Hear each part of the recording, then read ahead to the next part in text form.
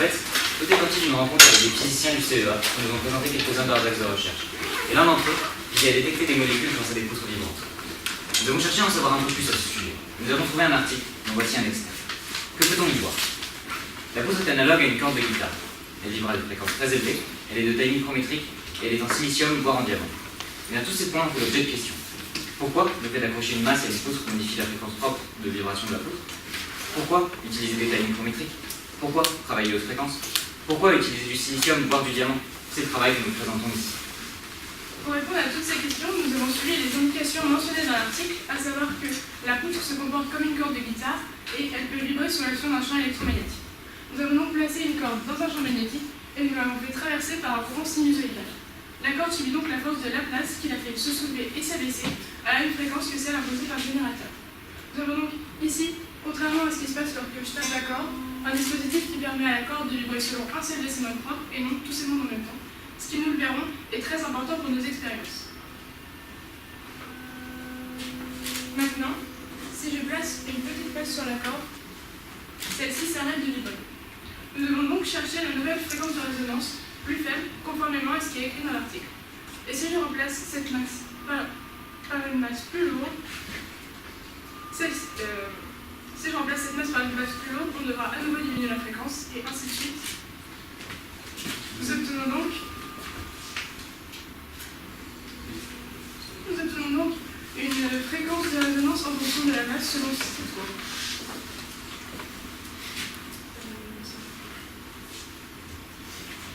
Mais alors, pourquoi la fréquence de vibration diminue-t-elle lorsqu'on ajoute une masse? Eh bien, nous savons que les fréquences propres de résonance d'une corde tendue à une tension T de masse inégale nue correspondent à cette relation où N, numéro du mode propre, et L, la longueur de la corde. Avec cette relation, nous avons pensé que ajouter la masse sur la corde revenait à augmenter sa masse inédite. Avec cette hypothèse, la relation devient celle-ci, où F, fréquence de résonance sans la masse. Avec cette relation, nous avons tracé la fréquence théorique en fonction de la masse et nous l'avons comparée à nos résultats expérimentaux. Et nous voyons ici que les deux courbes s'écartent, ce qui veut dire que mettre la masse sur la corde ne peut pas du tout être assimilé à simplement augmenter sa masse inédite. Mais alors, pourquoi la fréquence de résonance diminue-t-elle lors de l'ajout de la pâte à fixe? Eh bien, puisque la fréquence de résonance diminue lors de l'ajout de la pâte à fixe et que la longueur d'onde de la perturbation est quant à elle déterminée par les conditions à la limite de la corde, on peut donc en déduire que la masse diminue la célérité du monde. Or, la célérité du monde ne dépend que du milieu dans lequel elle se propage. On peut donc en déduire que ajouter la masse sur la corde fait suffisamment changer le milieu pour le considérer comme différent et donc vibrant à une fréquence de résonance différente. Donc maintenant, parlons de la sensibilité. Le fait que le CEA ait réussi à poser une molécule d'immunoglobuline de 10 puissance moins 15 grammes montre à quel point ce dispositif est sensible. Comment peut-on atteindre une telle sensibilité?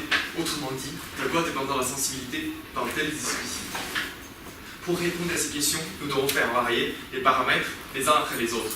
Par exemple, la longueur de la corde ou encore sa tension. Mais avant de faire cela, juste une petite précision concernant l'endroit stratégique où on accrocha systématiquement le masque de pâte à fixe. En faisant la position d'une même masse sur la corde, nous avons obtenu le schéma ci-dessus, montrant l'évolution de la fréquence de vibration en fonction de la distance qui sépare le masque de pâte à fixe à l'extrémité de la corde. On se dit alors qu'il vaut mieux l'accrocher au centre de la corde, puisque c'est là où réside le plus grand écart en fréquence.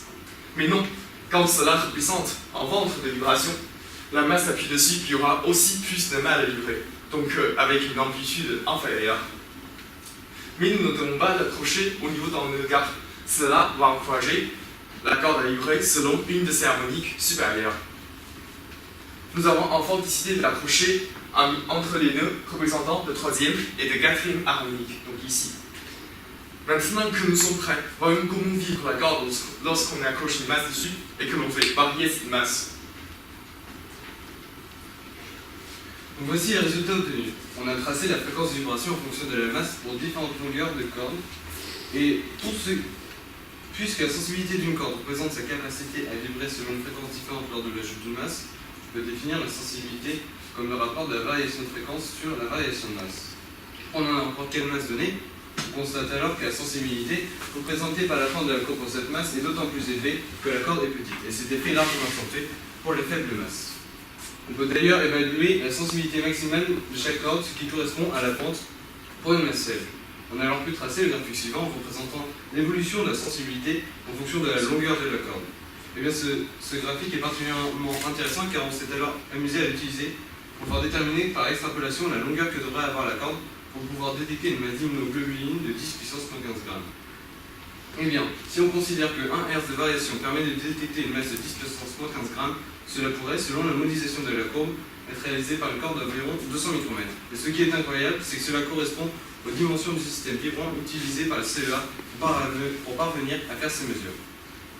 Voyons maintenant ce qu'il se passe lorsque l'on fait varier la tension d'une corde tout en maintenant sa longueur constante et que l'on accroche une masse dessus.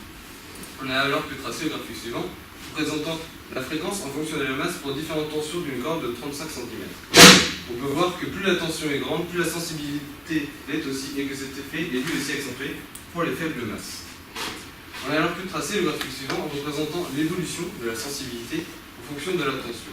Bien, en considérant l'asymptote oblique de cette courbe, on a pu déterminer que pour qu'une corde de 35 cm ait la même sensibilité qu'une corde de 5 cm, il faudrait lui exercer une tension de 10 puissance 13 Newton, ce qui est comparable à la pression au cœur d'une étoile, donc c'est impossible.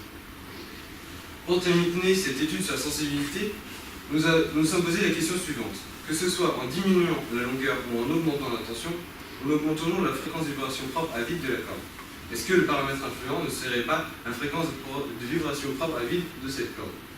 Pour ce faire, on a choisi de travailler avec différentes cordes vibrant à la même fréquence à vide initiale, mais de longueur et de tension différentes.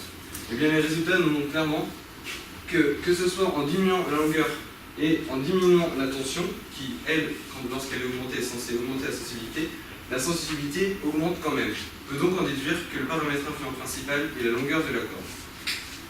Mais finalement, est-ce qu'on n'est pas un peu trop enthousiaste avec notre corde? En gros, est-ce que la sensibilité de notre dispositif n'est pas limitée ou perturbée par des éléments extérieurs? Eh bien c'est évident. Pour les grosses masses, on a une très faible sensibilité de notre corde. Pour la taille, on ne peut pas réduire la longueur de la corde indéfiniment. Et c'est pareil pour la tension, on ne peut pas tendre la corde jusqu'à son point de rupture. Mais il y a quelque chose de plus subtil encore. En effet, il est possible que des forces de frottement viennent perturber nos résultats de façon différente selon la taille de la masse ajoutée. En effet, les forces de frottement seraient de type fluide, donc dépendraient de la vitesse de déplacement de la corde, donc de la masse. Or, ce mouvement n'est pas le même en fonction de la masse accrochée. Or, une force de frottement est capable de diminuer la fréquence de résonance d'un système vibrant. Et ça, on peut le savoir grâce au facteur de qualité. On peut calculer le facteur de qualité grâce à la courbe de résonance en prenant le rapport de la fréquence de résonance divisé par la bande de fréquence delta F. Et bien, si le facteur de qualité est inférieur à 2, cela signifie que les forces de frottement ont un impact sur la fréquence de résonance. Nous avons alors tracé expérimentalement l'amplitude de vibration de la corde pour différentes masses. Et nous avons vu que quelle que soit la masse accrochée sur la corde, le facteur de qualité est toujours supérieur à 10, ce qui signifie finalement que les forces de frottement, même si elles sont présentes, ne conduisent pas à une variation significative de la fréquence de résonance. Le CEA exploite le dispositif équivalent à l'échelle du micromètre dans le but de détecter des molécules. Mais en ce qui nous concerne, nous avons voulu réaliser un dispositif à notre échelle plus humaine.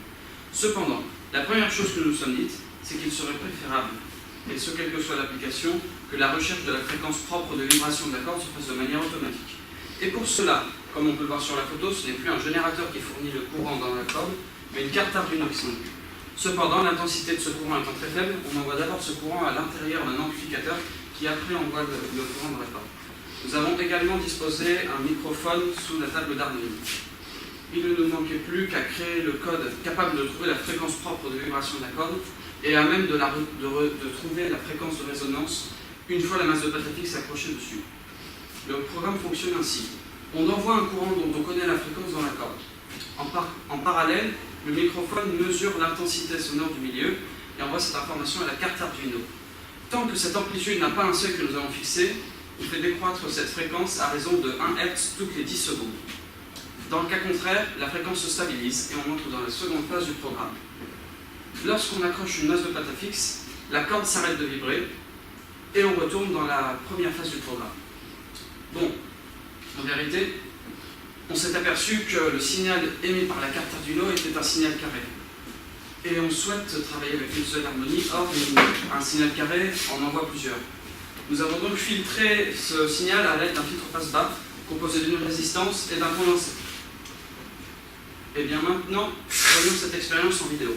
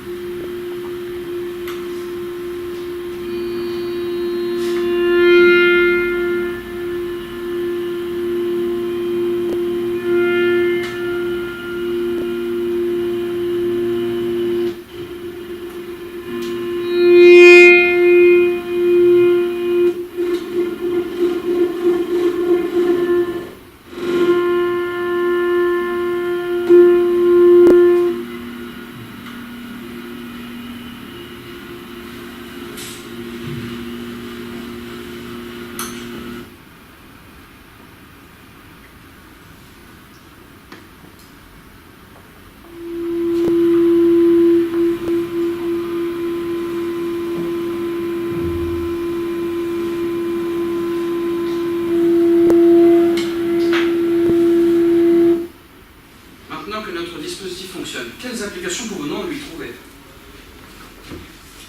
Par ailleurs, de concevoir des applications avec notre corde nous paraît infaisable par l'encombrement du dispositif. Nous avons alors réfléchi à un autre dispositif, c'est-à-dire, au lieu de faire vibrer une corde tendue, nous avons fait vibrer un morceau de corde fixé à un vibreur à une de ses extrémités. Nous avons tout de même voulu savoir si ce nouveau est aussi sensible que l'ancien. Nous avons alors tracé l'évolution de la fréquence de vibration en fonction de la masse de pelle à fixe ajoutée pour les longueurs différentes. Et nous avons pu alors calculer la sensibilité maximale pour chacune de ces longueurs, c'est-à-dire pour les petites masses. Et ainsi, un schéma montrant l'évolution de cette sensibilité en fonction de la longueur est réalisé. Donc à partir de ces résultats, nous avons pu alors comparer le dispositif selon qu'elle est fixée à une de ses extrémités ou à deux. Nous avons également utilisé une échelle logarithmique pour des raisons pratiques. Nous avons constaté que plus la longueur est petite, plus les deux dispositifs seront équivalents, mais ce n'est pas le cas pour la longueur plus humaine. On comprend pourquoi maintenant CEA travaille aussi bien avec le protovibrant fixé à ses deux extrémités qu'avec le protovibrant fixé à une de ses extrémités.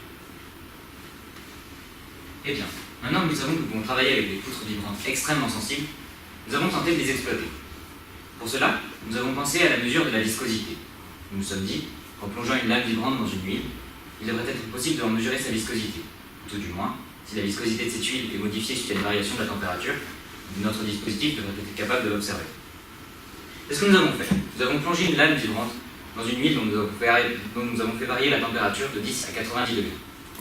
Nous n'avons obtenu aucune variation de fréquence propre de vibration. Cela nous a énormément étonnés. Nous avons donc cherché à comprendre pourquoi. Et nous avons eu besoin pour cela de calculer le facteur de qualité. Il nous fallait donc une résonance, la courbe de résonance en amplitude. Et pour mesurer une amplitude, il nous fallait un nouveau dispositif expérimental, que voici. Nous avons placé un aimant sur la poutre vibrante. Et nous avons placé une bobine électrique autour. En mesurant la tension aux bornes de la bobine grâce à un oscilloscope, nous avons pu déterminer cette courbe de résonance, la fréquence, et déterminer le facteur de qualité égal à 18. Ce qui signifie que même si les forces de frottement sont extrêmement importantes, elles ne sont pas capables de faire varier, varier significativement la fréquence propre de vibration de cette lame. Bon, si la viscosité n'intervient pas, nous pouvons peut-être calculer la densité. Voilà le dispositif.